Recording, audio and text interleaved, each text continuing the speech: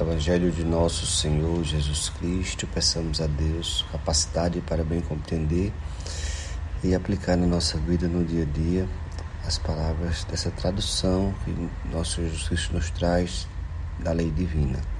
E mais uma vez, até o dia da eleição que se aproxima, nós vamos seguir ouvindo a mensagem, fazendo esse link entre a palavra do Evangelho e o momento atual eleitoral, de forma que a gente possa melhor esclarecer, alguns pontos, colocar a nossa opinião, lembrando que é a minha opinião particular. Aqui eu não defendo partido político, nem doutrina religiosa nenhuma, apenas é uma visão cristã, pessoal, do que está no texto evangélico frente à questão pública. A questão pública é essa que passei aí entre os 12, 14 anos, 16 anos da minha vida, nessa militância, onde exerci cargo público, já fui vereador da minha cidade, na época fui o mais votado, fui também candidato a prefeito, quase lancei a candidatura à Assembleia Legislativa, de forma que me sinto com capacidade técnica de falar a respeito, assim como também nessa parte espiritual já venho fazendo a leitura do Evangelho, meditando sobre ele, sobre a aplicação dele em nossas vidas há mais de 6 anos.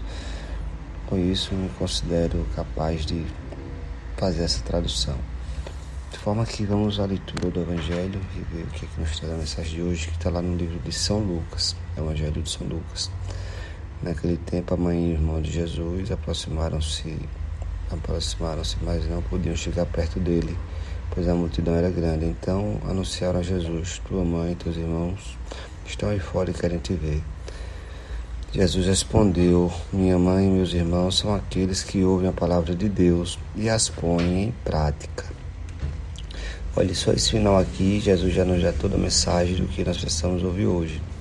Que o Evangelho não é só ouvir a palavra de Deus, mas ele dá um condicionante a quem ouve a palavra de Deus. Qual é o condicionante? Colocar em prática. E se nós fôssemos traduzir para o nosso mundo atual e as eleições, eu invocaria aqui um versículo do livro de Provérbios que diz bem assim: tesouros adquiridos com línguas mentirosas são ilusões passageiras dos que procuram a morte. Isso quer dizer o que para a gente nesse versículo de Provérbio? Junto com o que Jesus Cristo nos diz que nós devemos ouvir a palavra dele e colocar em prática. Para que nós abramos nossos olhos, porque tudo que for mal adquirido com mentiras, adquirido com falsidades, adquirido com corrupção, isso lembra vocês alguma coisa? Isso lembra o nosso sistema eleitoral atual, não é? E o que é que a consequência disso vai levar? São ilusões passageiras. A questão da morte ou não vai depender do grau do erro cometido. Por que do grau? Porque não é que já leve a morte automática, mas depende sim do grau do erro cometido, pois Deus sempre nos dá a possibilidade de nos aperfeiçoar. Cabe a nós querermos ou não esse aperfeiçoamento. Cabe a nós querermos ou não estarmos conectados com Ele. De forma que faz-se necessário cada vez mais para todos nós buscarmos refletir do que é que nós estamos fazendo da nossa vida, na nossa caminhada. O que é que nós temos buscado e o que é que nós temos feito das nossas escolhas. A corrupção, ela é a quebra direta do livre-arbítrio, que é justamente não agir negativamente a terceiros. Logo, se eu assim procedo, eu estou faltando com aquele que é um princípio básico deixado por Deus para todos nós, que é o de vivermos, fazermos, aperfeiçoar nossas indiferenças, mas saber respeitar os nossos limites. A misericórdia que Jesus Cristo sempre trouxe, sempre veio nesse sentido de nos ajudar a percebermos o quanto é importante nós adquirirmos bem de forma lícita, trabalhando honestamente, e de que tudo que a gente adquire com o pecado está dentro aqui da aplicação desse versículo 6 do livro de Provérbios.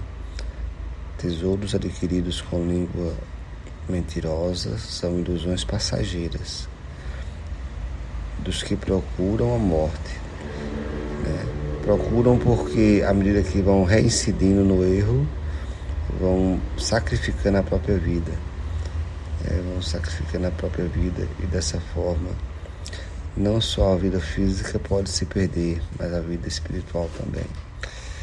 E aí nos convida esse evangelho de hoje a ouvir a palavra de nosso Senhor Jesus Cristo, mas principalmente colocar ela em prática.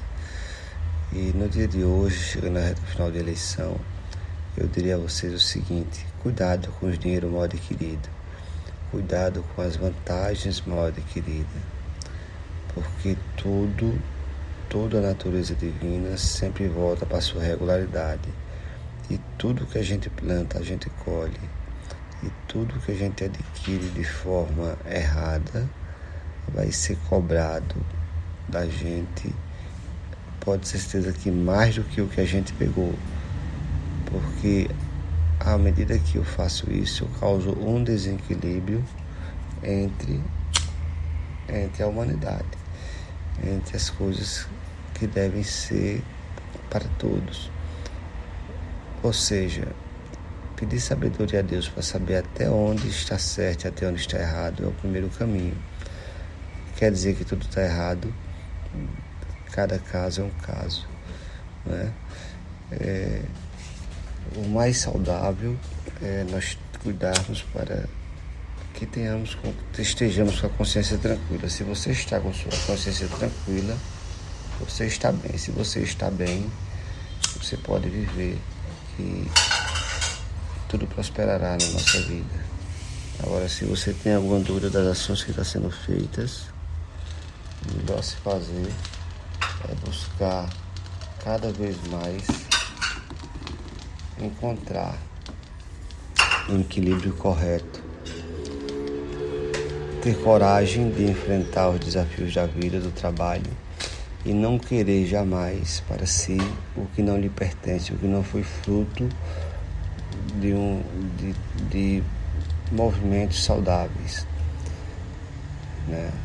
E é um desafio, sim, porque às vezes a gente acha que precisa de muito, e a gente nem precisa de muito, a gente precisa identificar quais os objetivos nossos na vida, o que a gente precisa melhorar e nos aperfeiçoar, e o que nós precisamos realizar de sonhos e de vontades. Ou seja, eu melhoro o que está deficiente em mim quando eu identifico meus problemas, e eu busco realizar aquilo que eu desejo na vida. Eu me cuido e eu cresço, né? Em outras palavras. E aí Deus vai estar sempre abençoando, pode ter certeza, porque Ele quer sim o nosso bem. Ele quer sim que a gente esteja cada vez melhor, mais conectado nesse amor divino. Portanto, que Deus nos abençoe, nos guie nos caminhos retos, da justiça, da verdade e do amor, hoje e sempre. Nessa reta final nós vamos ter evangelhos mais incisivos, mais claros, mais específicos.